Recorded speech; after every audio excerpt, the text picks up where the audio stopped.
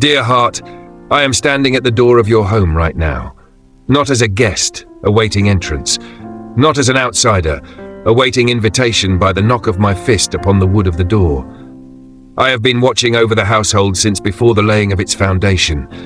Already, before you ever walked through that door for the first time, I have come with a purpose that was written in the courts of heaven. Already, before you woke up, before you picked this device up, before you ever even knew that you needed to call me to come, something shifted in the spiritual realm. Something shifted in the realm concerning your address, your family, your future. A decision has been made concerning what is going to happen next in your life, and I have come personally to execute that decision. You have prayed, dear one. Some of those prayers were voiced out loud in the dead of night, when all around you were fast asleep. Some of them were whispered under your breath, while you were driving, while you were working, while you were trying to hold yourself together in public. Some of them never made it past your lips because the pain was too deep, the fear was too heavy, the disappointment was too crushing. But I heard every single one of them. The prayers you spoke and the prayers you could not speak, the cries that had words and the groans that had none. I collected them all, and I have come in response to what you have been asking me for. Not because you prayed perfectly, not because you used the right words or the right formula or the right amount of faith. I have come because you prayed with sincerity. You prayed with desperation. You prayed with a heart that was reaching for me even when your mind could not comprehend what I was doing or why I seemed silent. The key to miracles is faith. But I need you to understand something that religion has confused and distorted. Faith is not a transaction.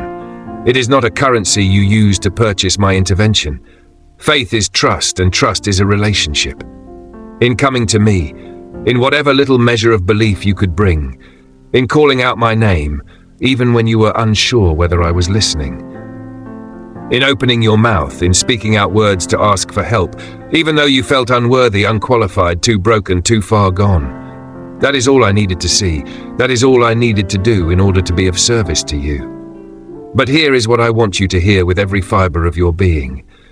I do not love you based on your faith.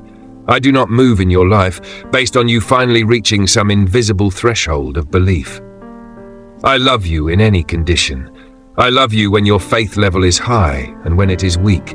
I love you when you know me for sure, and when you are lost in doubt about who I am or why I even allow some of the circumstances in which you find yourself to be taking place. I have come to your home because I am not some distant God sitting upon some throne far removed from the reality of your life experience with me. I'm a dad who steps into the mess. I'm the savior who steps into chaos. I am a friend who shows up into the middle of your crisis, not after everything's resolved. And I don't wait for you to clean up before I show up. I don't require you to have all the answers to understand the theology to fix what's broken before I'll come close. I come into the brokenness, I come into the confusion, I come into the shame, the guilt, the fear, the pain, the disappointment, the exhaustion. I come and I sit with you in it.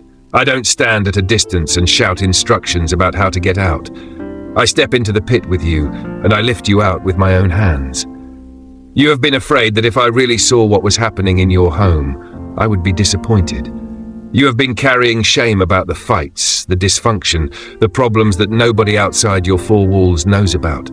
You have been hiding certain things even from me. As if I do not already see, as if I am not already aware. Let me say this clearly, so there is no confusion. I am not shocked by what is happening in your house. I'm not surprised by the struggle, the tension, the pain. I have been watching over your household, and I have seen every tear that was cried behind closed doors. I have heard every harsh word that was spoken in anger. I have felt the weight of every financial burden, every health crisis, every relational breakdown, every moment of despair. And I have not turned away. I have not looked on at your situation and decided you were too much trouble, too far gone, too complicated for me to fix.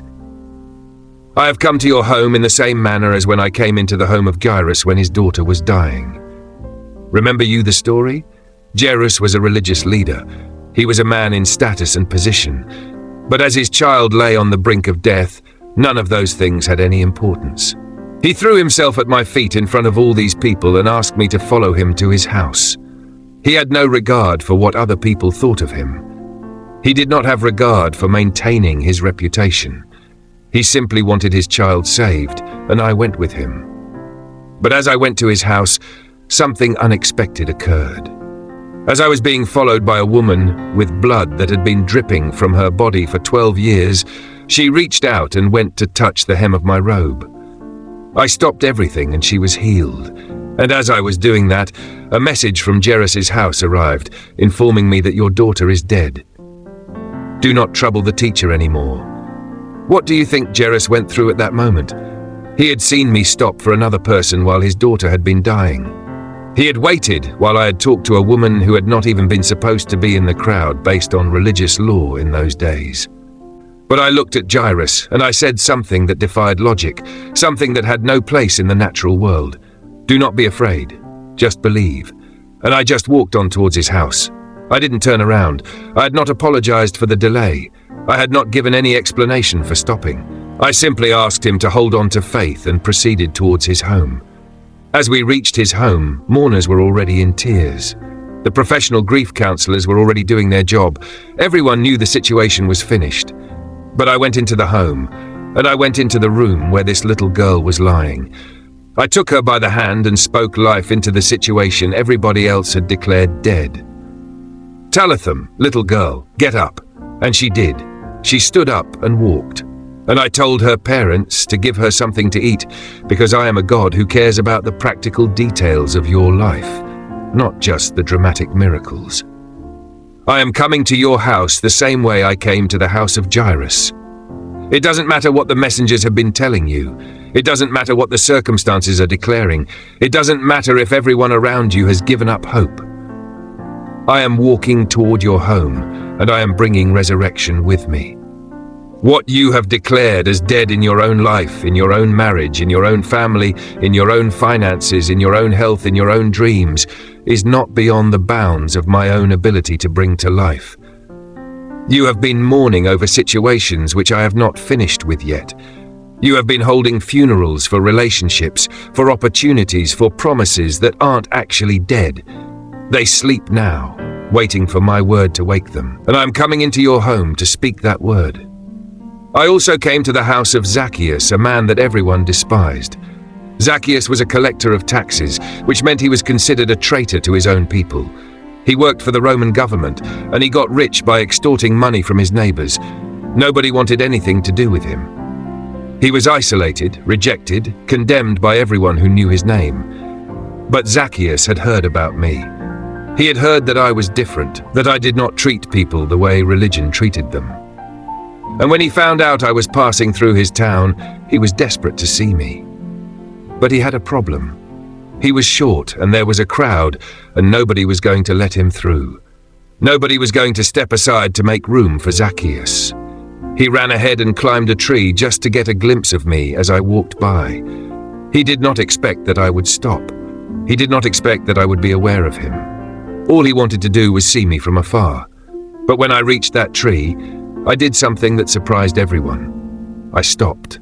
I looked, and I called his name. Zacchaeus, come down right now. I need to stay in your house. You see, I didn't wait for Zacchaeus to clean himself up before asking to stay in his house. I didn't ask Zacchaeus to make amends, to say sorry to everyone he has hurt, to prove to everyone he wasn't the same screwed-up person anymore.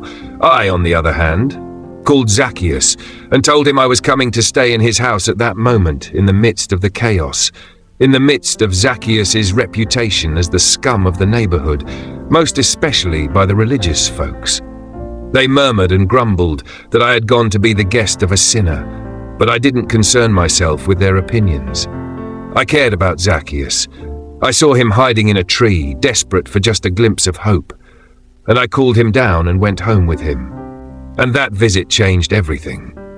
Zacchaeus was so overwhelmed by the fact that I would come to his house, that I would sit at his table, that I would treat him with dignity and love when everyone else had written him off. That transformation happened right there in his living room. He stood up, got up, and said, I will give half of what I own to the poor, and I will return 4 times as much as I owed to anyone I cheated. That he didn't do so that I would fall in love with him. He didn't do so that I would love him. He did it because he had already received my love, and it changed him from the inside out. I am coming to your place in exactly the same way I came to Zacchaeus. You thought you had to get your life together before I got close to you. You thought you had to get it together, shape up, fix all that is messed up in your world before I got in your presence. I don't. I come in your mess. I invite myself to sit at your table of chaos, sit at your table when you think you have nothing to offer me, and it is the presence of myself in your home that sparks the change. If this message touched your heart, like this video and share it with someone you love. Type Amen in the comments. God always helps you when you help others.